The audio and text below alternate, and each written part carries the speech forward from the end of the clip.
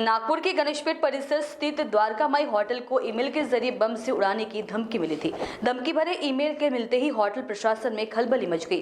Hotel ने इस धमकी की खबर पुलिस को दी, जिसके बाद बम स्क्वाड टीम, डॉग स्क्वाड और पुलिस पहुंची। इस दौरान होटल की जांच की गई। मौके पर पहुंचे डीसीपी राहुल मकनीकर ने बताया कि इस मेल के बाद हमें सूचना दी गई। इसके बाद पुलिस तुरंत मौके पर पहुंची और हमने सभी को बाहर निकाला। बम डिटेक्शन एंड डिस्पोजल स्क्वाड द्वारा तलाशी ली गई है और हमें कुछ भी संदिग्ध नहीं मिला है। उन्होंने कहा कि इसकी जांच की जा रही है। इसके बाद एक बार और जांच की जाएगी। जो मेल आया उसकी भी जांच की जाएगी।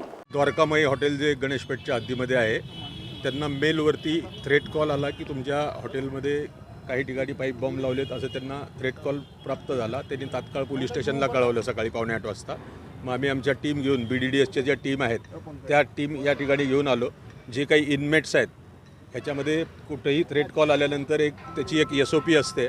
त्या SOP प्रमाणे आम्ही सगळ्या इनमेटला पहिल्यांदा इव्हॅक्युएट केलं, व्यवस्थित ठिकाणी घेतलं आणि आमच्या BDDSच्या टीम ज्या आहेत त्याच्या माध्यमातून आम्ही पूर्ण सर्च करून घेतलेलं आहे। अशा पद्धतीने कुठलीही संशयास्पद वस्तू या ठिकाणी आम्हाला आढळून आलेली नाही।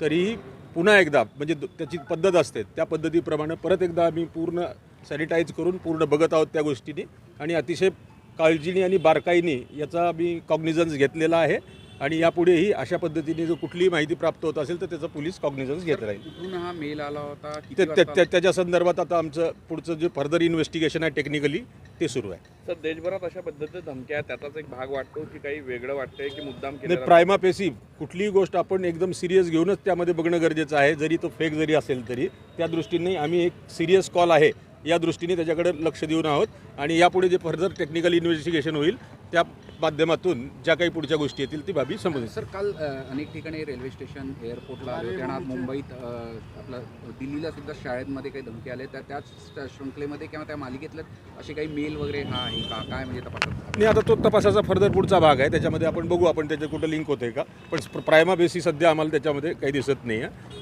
फर्दर एनालिसिस झाल्यावर लक्षात येईल। थँक्यू। महान्यूज़ 7 के लिए कैमरा पर्सन विशाल के साथ रिंकू पांतावने, नागपुर।